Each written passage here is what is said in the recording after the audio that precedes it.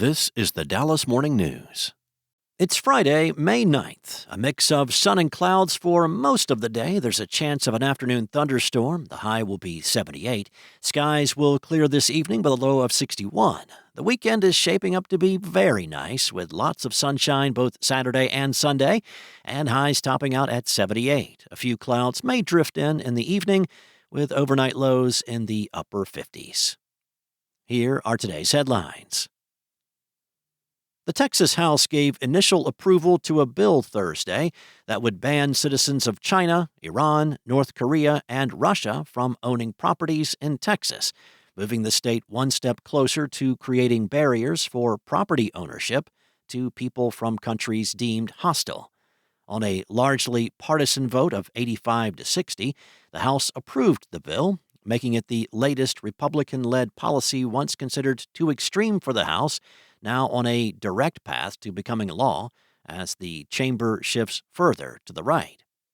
The bill has drawn disdain from many in Texas's Asian American community, who have called it racist and a proposal that could unintentionally subject them to violence.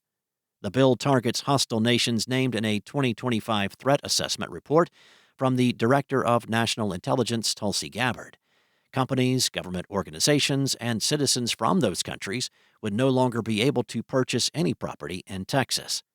The bill's initial passage came after a fiery debate, which ultimately led to a proposal that created exceptions for non-citizens from hostile nations who entered the country legally, whether through student and work visas or the asylum process. Republicans also amended the bill to give the governor's office unilateral power to declare additional nations subject to the ban.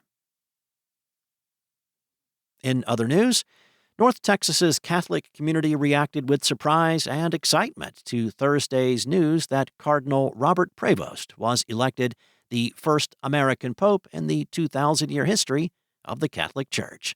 The 69-year-old Prevost, an American missionary who spent his career ministering in Peru and led the Vatican's powerful office of bishops, took the name Leo XIV. Dallas's Bishop Edward J. Burns said at a news conference at the Catholic Diocese of Dallas, "This is a moment of profound hope and renewal for the Church. This is a historic moment for the Catholic Church in the United States and throughout the world." While Burns said he has never met Leo XIV, he said the new pope is well-versed and has made great connections all over the world, from his upbringing in Chicago to time spent serving in Peru. Burns said he expects advocacy for peace to be a large part of Leo XIV's pontificate and ministry. Next up, separate bills making their way through the Texas Legislature have banks and consumer advocates on edge, posing challenges to the state's financial infrastructure and its pro-business bent. At issue are two sets of bills regulating credit card processing fees, which collectively set a record of nearly $188 billion last year. That's according to Nielsen Report data.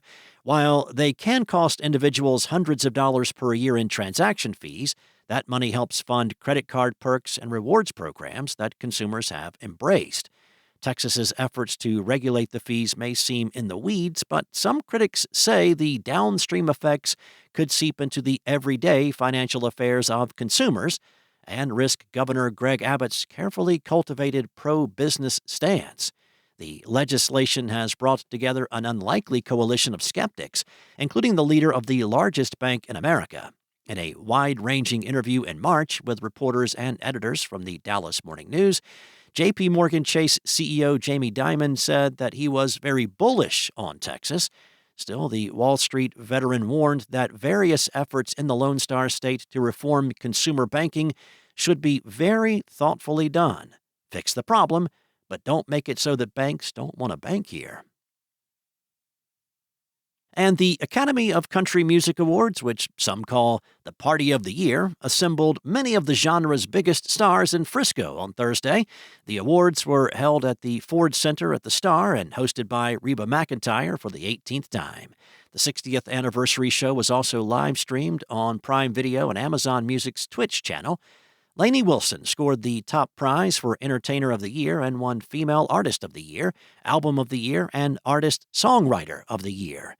Ella Langley, the new Female Artist of the Year, won Single of the Year and Music Event of the Year for her smash hit duet with Riley Green, You Look Like You Love Me.